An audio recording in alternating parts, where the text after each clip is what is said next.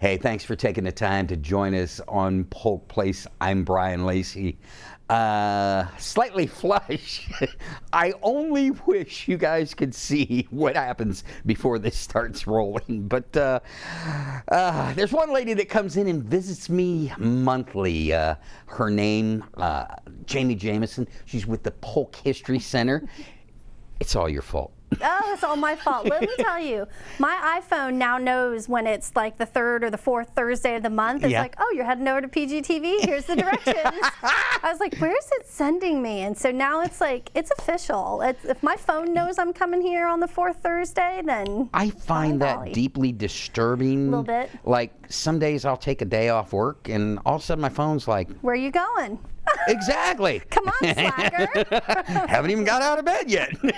Yes, it is a little disturbing, but then kind of nice when you're like, oh, I got to go do that. So what does September hold for us at the Polk History Museum? Excellent. So September really kind of starts to rev up our busy season. And we kick it off, you know, from September 15th to October 15th is Hispanic Heritage Month across the United States. And we usually incorporate some videos and some information about some of the members of our Hispanic community in Polk County that today, so history doesn't always have to be a long time ago, but that today are making an impact in our communities. And I was so excited this year, our friends at Polk County Parks and Natural Resources, specifically in the Recreation Department, reached out to us, and they host a Hispanic Heritage Festival every year. I think this is their 17th year hosting it. And they said, we want to incorporate some history into the festival. And I said, of course you do, because it's fun. Excellent. And so I got to work with Sherry out at Parks, and we came up with some information about one of the earliest Hispanic pioneers in Polk County, John Monteoca, who settled over by way out there over by the Kissimmee River and ranged cattle. So attendees at this year's Hispanic Heritage Festival at Lake Gwynn on September 21st will get to learn a little bit more about one of those early Hispanic families to settle in Polk County. That's a unique name, the Monteoca. Monteoca, yep. There's still quite a few linear descendants living in Polk County, and they are some of the great pioneer stories of our community. So what else we got going on? Yeah, so September is also, and I know you know this, and you've probably had it in your calendar for a while, is Constitution Day on September 17th. And on Constitution Day, we celebrate the signing of the Constitution. And this year, we're actually tying it into America 250. And America 250 is the celebration in 2026 of the Declaration of Independence turning 250 years old. So this is the kickoff of our celebration of that whole community awareness that this document that was written 250 years ago still drives a lot of our political thinking on freedom and independence and that sort of thing. So we were very fortunate. We partnered with the city of Bartow, and we are taking a park in the city of Bartow called the Bartow Civic Plaza. It's on Davidson Street between the Property Appraiser's Office and Broadway, and it was created in 1982 to celebrate the city's centennial. So they call it Civic Plaza. So we said, oh, what a great place to tell the story of the Constitution and the Declaration of Independence. So we are installing an interactive exhibit at the park. They will be park banners on the lampposts that will tell you about the Declaration of Independence, about the Constitution, about, and I know I'm telling you things that you already know because you're a well-learned man. I'm well-versed. Yes. The Florida Constitution and how the city of Bartow was incorporated, and why do we have Polk County? Well, we have Polk County because citizens got together and said, hey, we're not really Hillsborough and we're not really Orange County. We've got enough of our own thing going on here that we want to govern ourselves. And so it takes you through the park, and the really cool thing is that there's a digital component. So, you know, rather than, this is old school history, rather than put a picture with teeny tiny font and really long paragraphs on it, we give you an image, we give you an idea, and then you can hop on to the online component if you want to learn more.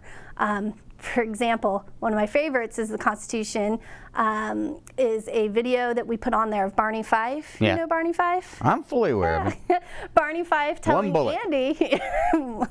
Yes. One bullet. So in this episode, he's telling Andy how he memorized the preamble of the Constitution in school. And Andy Griffiths is like, really, Barn? You memorized it? And he goes, oh, yeah, know it still today. And then Andy starts to question him on it. And of course, Barney can't remember it, needs a little help going through.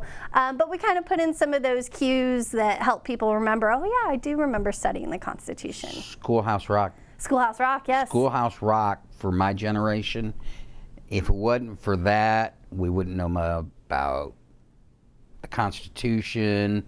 I'm just a bill. Yep. Conjunction, junction. What's your function? Hooking up words and phrases and clauses. Yeah. Oh yeah. Schoolhouse Rock was very, I think Schoolhouse Rock actually is still very formative. And I think the fact that it was repetitious and there was a song to it. Yes. And I learned later on in studies, if you could do the same thing, that, you know, add a little song to certain things, it stuck to memory a lot.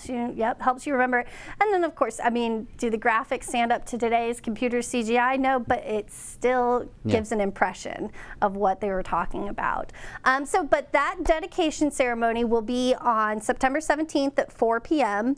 in the park. That's a Tuesday, and you just come out to the park at 4 p.m. We'll tell you a little bit about the exhibit, and then we're going to ring some bells, just like they did when they finished authoring the Constitution in Philadelphia. You know, as you talking about the signs off the light poles, I love Bartow. It is small town America, and there are more famous people, NFL-wise, Constitution-wise,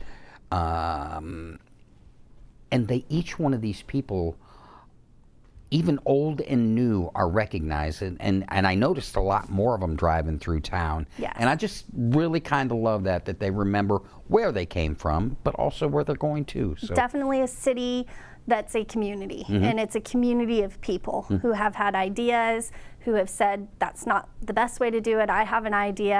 And I think that's part of Bartow's legacy as our county seat, is that idea of trying to continuously do better.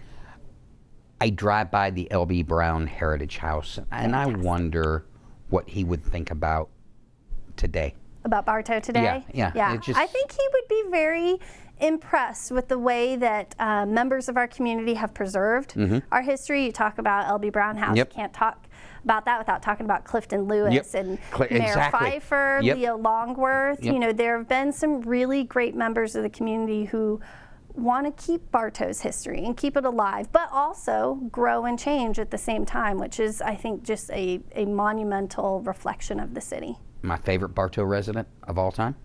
Kenny Riley. Kenny Riley, Kenny Riley. They named, this year, they renamed the, and I don't play football, the football ready room, the football green room. Really? The locker. There we go, the locker room. They renamed it Field House in honor of Ken Riley, so that was pretty cool. That is very cool. Love that guy, man. Love it. Yeah. Great Bartow history. So anything else going on September-wise? Yeah, so the last thing to keep in mind is that we're still in this long preservation project that's going to be worth it in the end, because our windows will be preserved for at least another 100 years. And it has kicked off, so pardon our dust if you're driving down Broadway and you see our scaffolding or you see our boards up on windows. The good news is they're doing it in phases. So even though right now our west wing running on Broadway is impacted, hopefully by the end of the month they'll be moving on to the next wing. So what I tell people is call us before you come down, especially if there's something specific that you want to see, just to make sure that it's open and accessible, because even though the museum is staying open,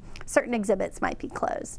And that will impact our genealogy speaker series for this month.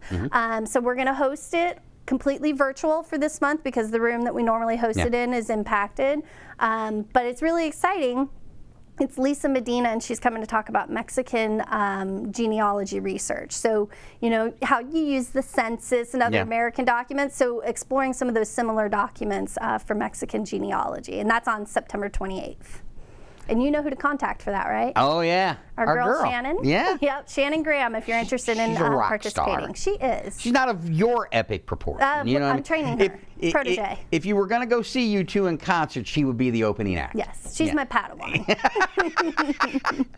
All right, we got anything else for September, or do we want to briefly touch on October? We could briefly, I'll one-up you. I'll skip over October and go to November. So the Miss Lois, our executive assistant who manages the wreath program for the Festival of Wreaths, has been to Hobby Lobby, has the naked wreaths, and she is looking for decorators. So if you're interested in decorating a wreath for our 14th annual Festival of Wreaths, she is starting to distribute wreaths on September the 21st. So just call the History Center if you're interested, and she'll get you hooked up. Somewhere there's like some Christian Dior stuff for a naked wreath, you know what I mean? Right. This is a minimalist wreath, Always my favorite time of the year over there. Thank you so much. We enjoy it. Yeah, so we will see you next month then? Yeah, definitely. Thank you. All right. Come back and see me. Oh, yeah. Polk County has a rich history and heritage, and the Polk County History Center is continuously thinking of new ways to help Polk residents experience that history.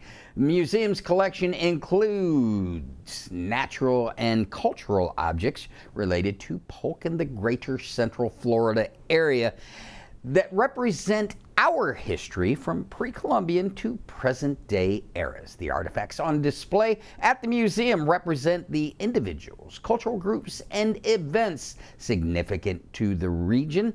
It's located at 100 East Main Street in Bartow. History Center is open 9 a.m. to 5 p.m. Tuesday through Saturday. You need more information on exhibits, events, or anything, check them out on the web, polkhistorycenter.org. Give them a call. 863-534-4386.